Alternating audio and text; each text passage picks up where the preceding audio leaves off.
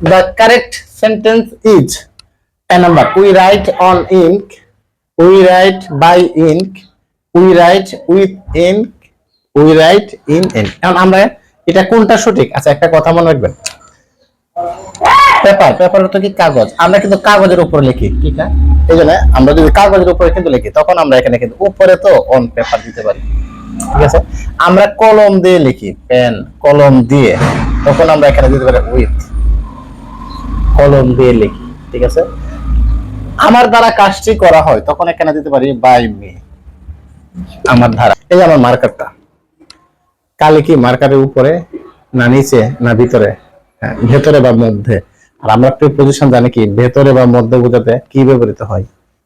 ঠিকই ধরেছেন, ভেতরে বা মধ্যে ব্যবহৃত হয় কি, যেটা কালির কথা বলছে ইনক, এই জন্য আনসার হবে কি এটা, ঠিক আছে?